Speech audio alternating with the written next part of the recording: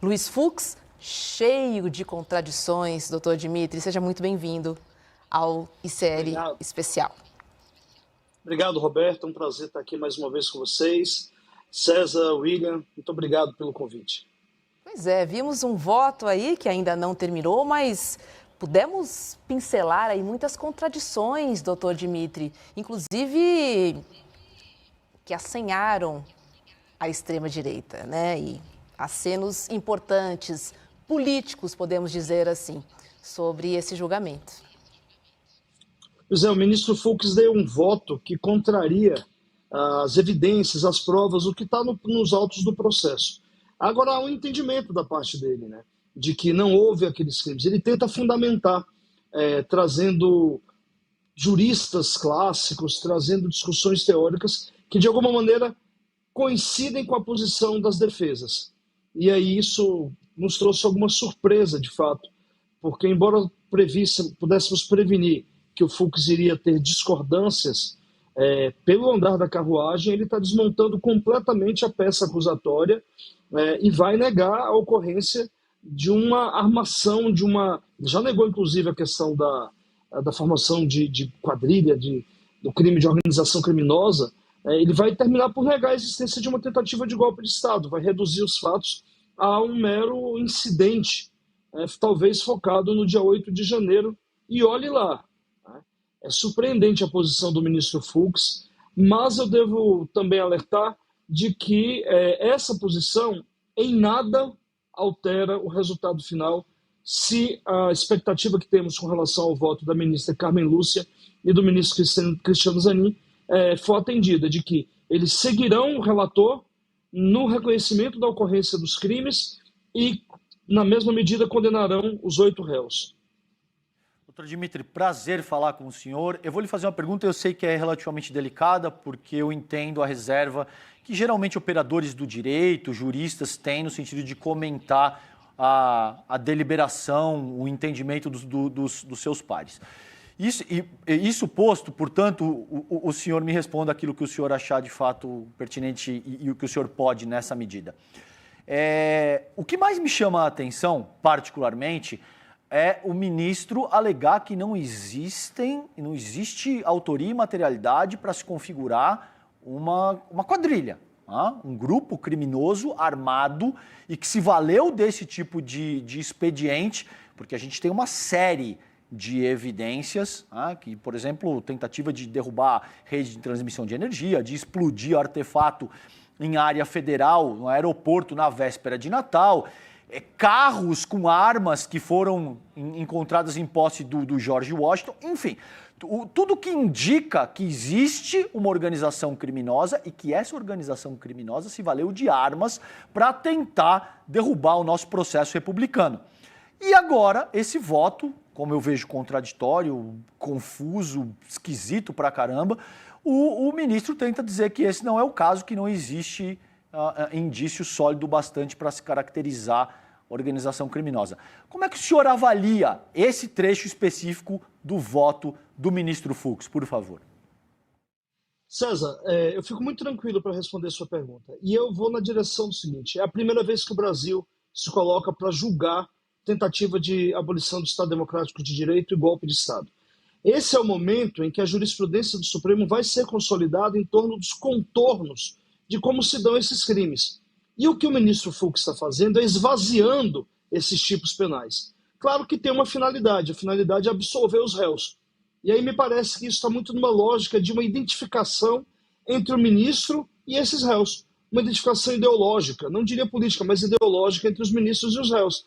Portanto, ele não consegue enxergar essas atitudes como sendo atitudes violentas, porque de alguma maneira há uma identificação, talvez de desejo, que não é revelado porque o juiz tem que ser objetivo na sua conclusão. Mas, neste contexto dessa identificação, o que o ministro Fux está tentando fazer é dar um contorno, é formatar o que seria esse tipo penal. Eu tive um problema aqui. Voltou. É formatar esse tipo penal.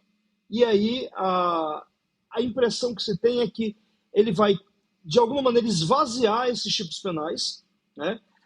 Não vai reconhecer a gravidade desses casos. Ao reconhecer a existência do tipo, porque eles estão positivados no Código Penal, não vai permitir, por exemplo, uma extensão ampla da sua interpretação, tudo isso voltado a desqualificar a conduta dos réus e, de alguma maneira, diminuir as penas que serão aplicadas a esses réus. Por isso, o que a gente está vivendo agora é um momento muito importante. Talvez o voto do ministro Fux se equipara em importância ao voto do ministro Alexandre de Moraes.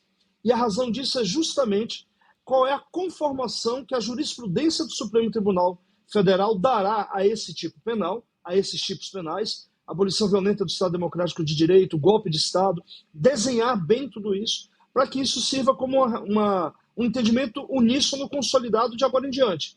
E é nessa perspectiva que eu acho que o Fux atua. Ele, de alguma maneira, busca diminuir a extensão desses crimes para poder aliviar a condenação ou mesmo absolver. Eu não duvido, o próprio ministro já apontou isso, ele não reconhece organização criminosa, ele não reconhece alguns desses tipos que foram atribuídos pela Procuradoria-Geral da República como tendo sido crimes que se possa atribuir aos réus. A minha não será surpresa se ao final ele absolver todos os réus de todos os crimes. Não será surpresa alguma se isso acontecer. Um bom dia, doutor Dimitri. Eu queria perguntar para o senhor, a gente é amigo, né? Fico até constrangido de chamar você de senhor, mas... Vou te chamar com muita sinceridade. Aqui no ICL eu me sinto muito à vontade, e aí sou estranho, doutor Dimitri. Eu vou manter o doutor Dimitri. Vamos lá. A gente vive milagres de tempos muito diferentes, né? A gente tem, talvez, os fascistas mais populistas penais que existam se convertendo em militantes da causa penitenciária, né? Das pessoas encarceradas. Ao mesmo tempo, a gente tem o juiz mais punitivista do Supremo Tribunal Federal se convertendo em um garantista, né? Inclusive, o outro jurista que eu citei hoje cedo, o doutor Augusto de Arruda Botelho, disse que o ministro Luiz Fux está divergindo do voto de outro ministro do STF, né? Do ministro Luiz Fux. A Mônica Bergamo hoje postou uma estatística que o ministro Fux negou 99,3% dos habeas corpus que julgou em 2025. O que converteu o ministro Fux, doutor Dimitri, em um punitivista para um garantista agora nesse caso? Pois é, o tempo é o senhor da razão, né? Não se surpreenda, William, se no próximo julgamento, em matérias penais, o ministro Fux volte a ser um punitivista severo. Não se surpreenda. O fato é que a gente está diante de um processo histórico que terá consequências muito enraizadas, vamos dizer assim, para a própria história do Brasil. O Supremo já teve episódios dessa maneira. Nós tivemos um episódio clássico da respeitosa ministra Rosa Weber, quando julgou sobre a questão da prisão em segunda instância, em que ela literalmente disse, olha, eu sou contra a prisão com decisão a partir de primeira instância, né? Mas neste caso, leia-se o caso do Lula, eu sou a favor e vindo ao plenário eu vou me manifestar contra. Há um casuísmo que guia a atuação dos magistrados nesse caso, neste processo, né? E esse casuísmo, de alguma forma, faz com que a gente se surpreenda com o positivista sendo o maior de todos os garantistas. Agora, tem algumas questões que eu também gostaria de trazer aqui. Eu volto a lembrar, e eu tive a oportunidade de dizer isso semana passada, a legitimidade do processo não está naquilo que parece ser mais legítimo. Está exatamente no cumprimento das formas, das regras do direito.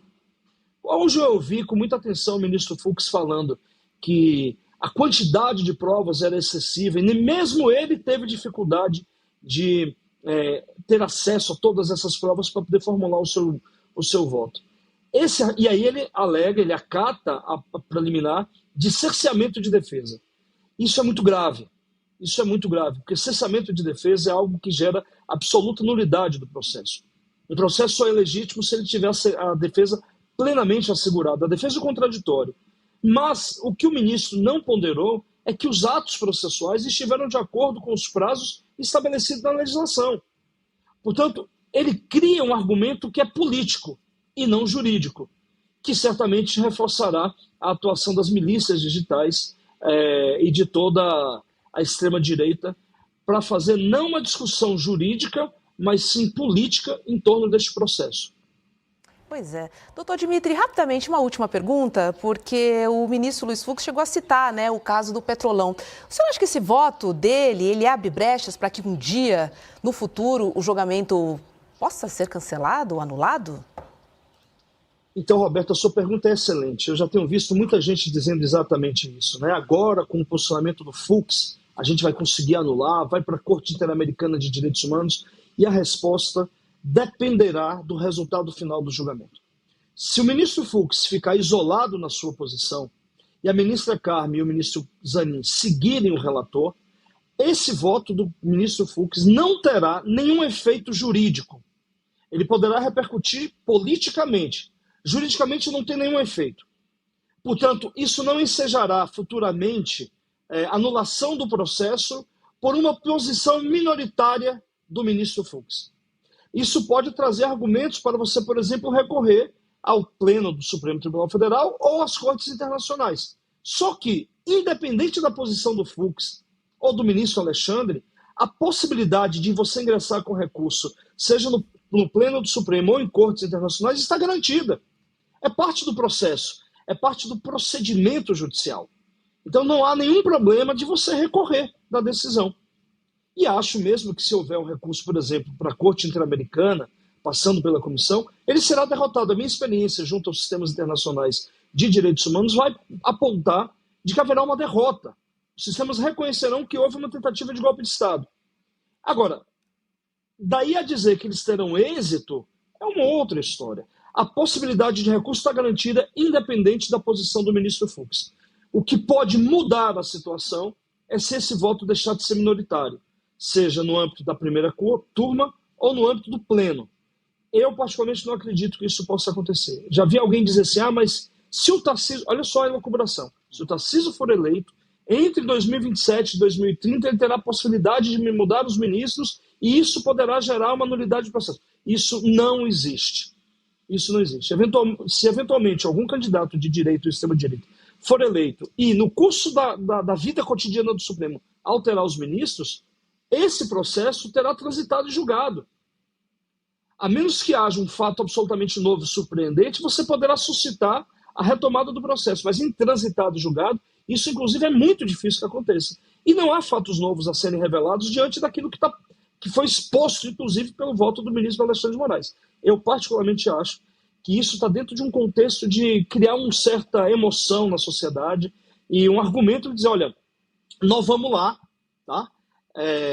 Vamos conseguir derrubar o julgamento, vamos derrotar no Supremo, vamos para a Corte, para o Tribunal Internacional. Isso pode acontecer em termos de argumento, de exercício do direito de recurso, mas isso não vai modificar a decisão caso o ministro Fux seja minoritário, e eu espero que assim o seja.